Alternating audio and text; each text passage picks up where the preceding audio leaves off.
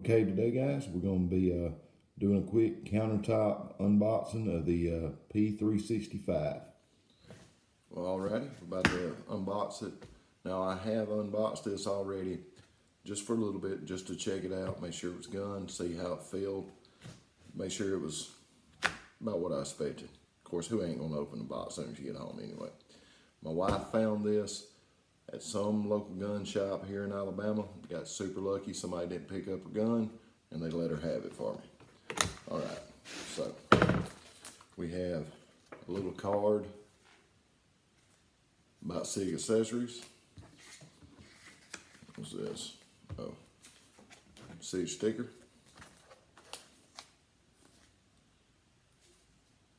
Buy some Sig ammo if you want to.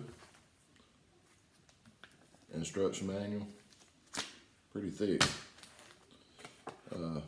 NRA membership card. Like I said, I've done opened this gun.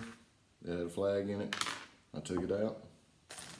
We had, oh yeah, the little chamber lock.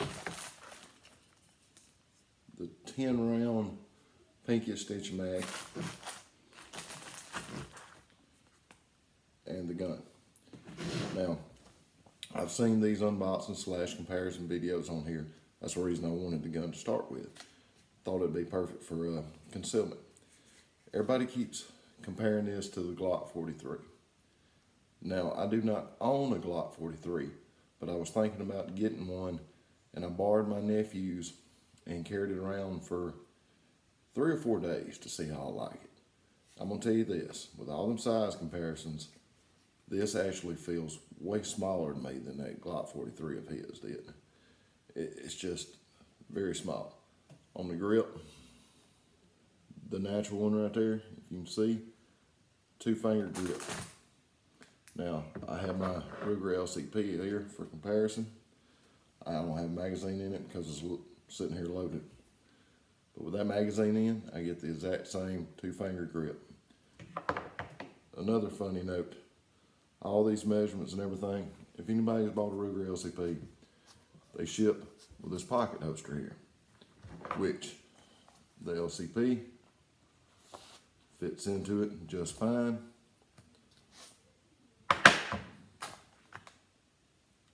This P365 will almost fit in the LCP holster, which I find absurd. That's how small this actual gun is. I mean, I know the measurements are one thing, but that shows something else. So what I'm gonna do